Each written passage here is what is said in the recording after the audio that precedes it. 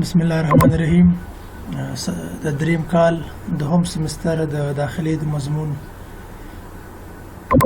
د نن ورځې درس کرانیک ابستراکټیو پلمونري ډیزیز یا کرانیک ابستراکټیو لنګ ډیزیز یا سی او پی ډي ده. چون سی او پی ډي یو اوږده موضوع ده نو په دریو لیکچرونو کې راټوله شوې ده چې د نن ورځې لیکچر به د سی او پی ډي په ډیفینیشن، پاتوفیزیولوژي او ایتیولوژي باندې غږیږو.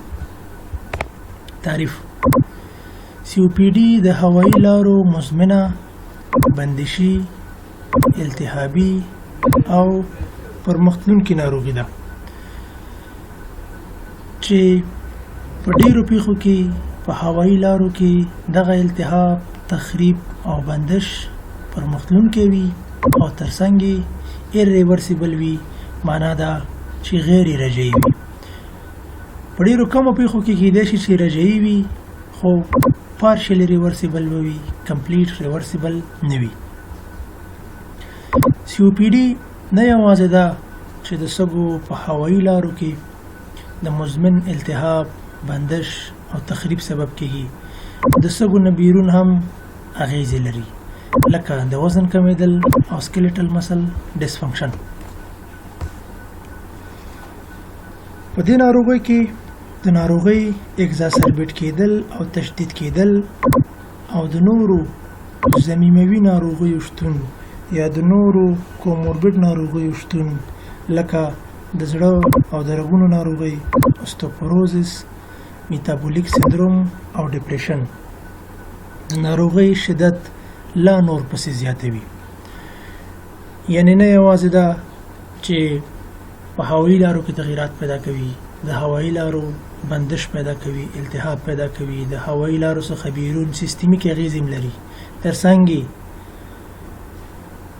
ناروغي بار بار اگزاسربیټ کیږي، بار بار تشدید کیږي، بار بار د ناروغۍ حاد حملات پیدا کیږي او ترڅنګ کوموربیډ ناروغۍ یا نورې ضمیموي ناروغۍ لکه د زړه او د رګونو ناروغۍ، میتابولیک سندروم، اوستوپوروزس او ډیپریشن د دې سبب ګرځي چې سی او پی ډي په یو شدید ناروغۍ بدله کی او شدت لا نور پسې زیات کی. کله چې د سی او پی ډي خبره کوو په عمومي صورت سره به زموږ ذهن ته دوه ریلاټیو تشخیصونه راځي چې یو ته کرانیک برانشایټس وي او بل ته امفیزیما وي.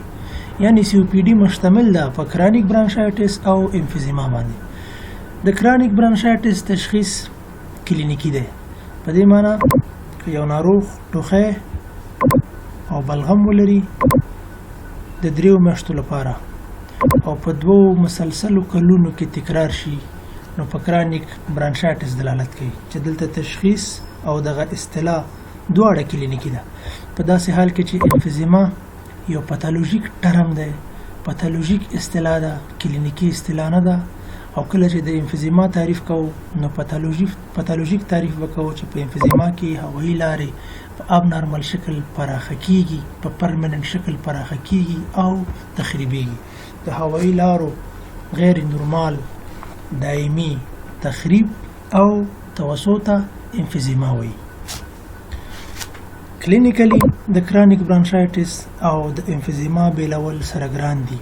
کله چې د سی او پی ډي ناروغ راځي اکثرا د دواړو تشخیصونو سره، د دواړو کنډیشنو سره مل راځي، یو ځای راځي، ځکه نو د یو عنوان یعنی د سی او پی ډي تر عنوان لاندې لوستل کیږي. سی او پی ډي په همدې دواړو باندې مشتمله ده. په سی او پی ډي کې پاتوفیزیولوژیک تغییرات چې ناروغي په 2 ځینو کې تغییرات پیدا کوي چې خپل په سیستمیک او هوایي لارو کې، خپل په سږو کې د مکوس افرازونکو غدواتو د غټېدلو سبب کیږي. د دې ترڅنګ د ګابلټ حجراتو تعداد زیاتېږي. په هوایي لارو کې د التهابي حجراتو انفلتریشن پیدا کیږي. د سږو په رګونو کې ریموډلینګ پیدا کیږي. د سږو او د هوایي لارو الاستیک انساج لمنځه ځي. په هوایي لارو کې التهاب او فیبروزس پیدا کیږي او د هوایي لارو د مخکې وخت بندښت سبب ګرځي چې له امله د غازاتو راټولېدنه او هایپر انفلیشن پیدا کیږي. په ناروغۍ کې خصوصا هغه خلک چې سیګریټ څکوي د پروتیاز او اکسیدانت موادو سویه لوړه وي په هوایي لارو کې او د الویولای د تخریب سبب کیږي.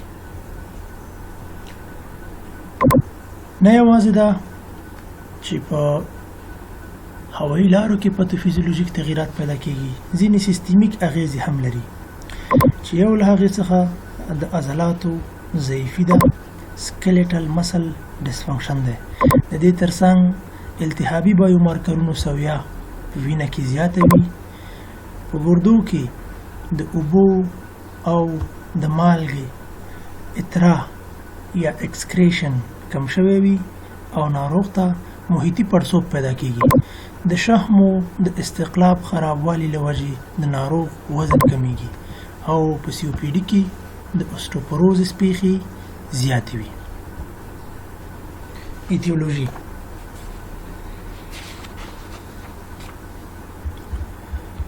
لومړی سموکینګ یا سیګریټ څکول دي.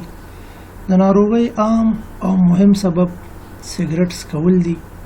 د سی او پی ډي نږدې 80% ناروغان د سیګریټ د څکولو تاریخچه لري، چې د سیګریټ د څکولو په تاریخچه کې دوز او ډیوریشن ډیر مهم دی. څومره چې ناروغ ډیر سیګریټ اخلي، څومره چې د ډیرې مودې د پاره اخلي، هغومره د سی او پی ډي خطر زیاتیږي او هغومره په پیدا شوي سی او پی ډي کې د ناروغۍ د وخامت او تجدید کېدلو خطر زیاتیږي. باقي پاتې 10% ناروغانو کې کېدای شي ناروغ په محیط کې انډایرکټ د توباکو د لوګي سره په تماس کې شي، ایکسپوز شي.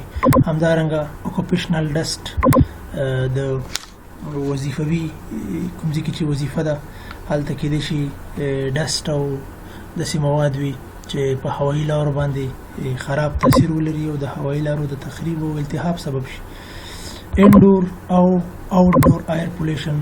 انډور ایر پولوشن خصوصا په هغه اپارتمانونو کې د هوا آلودګي کوم چې د وینټیلیشن سیستم نه لري، اشپزخانې هوا کش نه لري. همدارنګه آوټډور ایر پولوشن د دې ترڅنګ فیملی، جینیټیک او الرجیک فاکتورونه هم د ناروغۍ په منځ راتګ کې رول لري. او په ځینو خلکو کې په کانجنټال شکل د الفا یو انټي تریپسین انزایم کم وي. دغه الفا یو انټي تریپسین انزایم چې انټي تریپسین خواص لري یا انټي پروتیاز خواص لري، ساتونکي تاثیر لري او کله چې د دې اندازه کمیږي ناروغانو کې د سی او پی ډي د پیدا کېدو احتمال زیاتېږي. د دې ترڅنګ مزمن او ریکرنټ انتانات خصوصا مزمن تداوي شوی تبرکلوز هم د سی او پی ډي سبب ګرځي.